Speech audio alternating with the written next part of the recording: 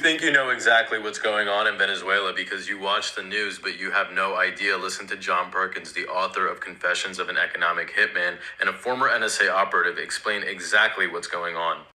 We economic hitmen really have been the ones responsible for creating this first truly global empire. And we work many different ways.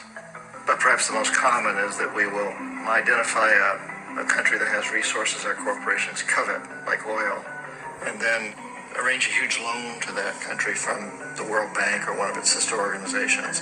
But the money never actually goes to the country. Instead, it goes to our big corporations to build infrastructure projects in that country, power plants, industrial parks, ports, things that benefit a few rich people in that country, in addition to our corporations, but really don't help the majority of the people at all. However, those people, the whole country is left holding a huge debt, and such a big debt they can't repay it, and that's part of the plan, that they can't repay it. And so at some point, we economic hitmen go back to them and say, listen, you owe us a lot of money, can't pay your debt, so sell your oil real cheap to our oil companies. Allow us to build a military base in your country, or send troops in support of ours to someplace in the world like Iraq, or vote with us on the next UN vote to have their electric utility company privatized and their water and sewage system privatized and sold to U.S. corporations or other multinational corporations.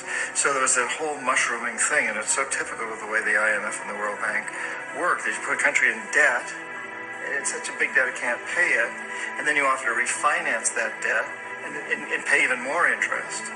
And you demand this quid pro quo, which you call a conditionality or good governance, which means basically that they've got to sell off their resources, including many of their social services, their utility companies, their school systems sometimes, their penal systems, their insurance systems, to foreign corporations. So it's a double, triple, quadruple whammy.